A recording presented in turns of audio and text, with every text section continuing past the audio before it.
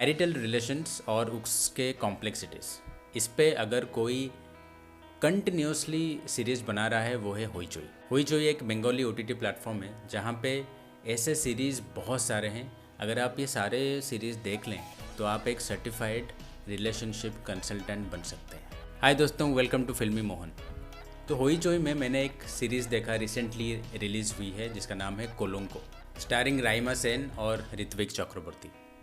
Total 8 episodes का ये series कम से कम 20 से 24 मिनट पर एपिसोड है। तो बात करते हैं स्टोरी की।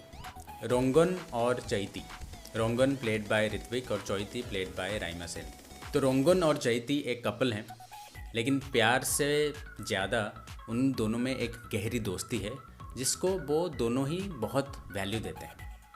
खास करके चैती, जो ये समझती है कि फ्रेंडशिप में कुछ भी पर्दा नहीं होना चाहिए। हम अपने पार्टनर को हमेशा सच बिना सोचे समझे बोल सकते हैं। Basically for Chaiti, friendship is all about no thank you, no sorry and no secrets. तो शादी के बाद भी वो यही चीज़ मेंटेन करना चाहती है अपने रिलेशनशिप में। तो वो रोंगन से एक डील करती है कि शादी के बाद भी दोनों एक दूसरे से कुछ भी नहीं छुपाएंगे। उन दोनों के बीच कोई भी सीक्रेट नहीं रहेगा। भले ही दोनों किसी और को चाहने लगे, फिर भी दोनों ऑनेस्ट रहेंगे। क्या ये सिंपल सी लगने वाली डील इतना सिंपल है?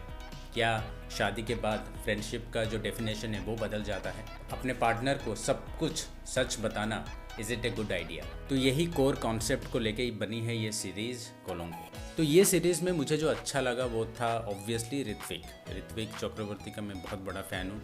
उनका acting skill is the major factor कि मैं पूरा का पूरा सीरीज़ देखा। राइमा सेन भी बहुत क्लासी लगती है मुझे, बहुत अच्छा एक्टिंग करती हैं।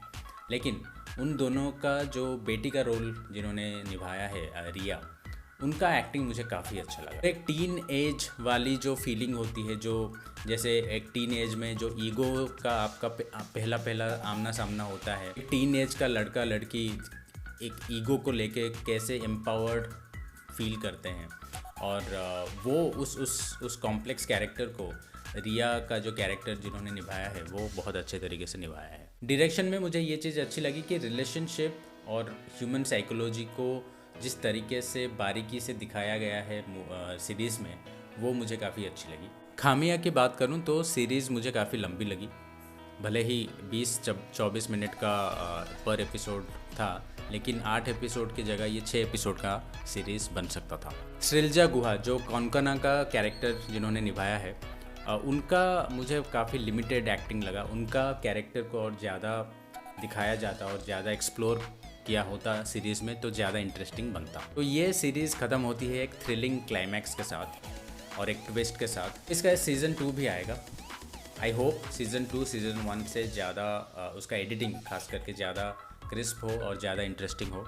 तो कोलोंको हमको ये सिखाती है कि चाहे हम कितने भी इमोशनली अपने आप को मैच्योर समझे, ओपन माइंडेड, ब्रॉड माइंडेड समझे, जो कोर इमोशंस हैं जैसे प्यार, जेलसी, ड्रीम, ये सारे कभी ना कभी आपके ऊपर हावी हो ही जाते हैं। तो ये सारे इमोशंस को अगर हम कंट्रोल में नहीं रखते हैं तो अंजाम काफ़ी बुरा भी हो सकता है। होईचोई प्लेटफॉर्म में आप ये सीरीज़ देख सकते हैं। अगर आपने ये सीरीज़ देख रखा है तो कृपया कमेंट सेक्शन में बताइए कि आपको कैसी लगी। अगर आपने यहाँ तक वीडियो देख रखा है तो वीडियो को एक लाइक, चैनल को सब्सक्राइब करना मत भूलिए। इससे मुझे मोटिवेशन मिलती है। इसी के साथ फिल्मी मोहन साइनिंग ऑफ। टाटा।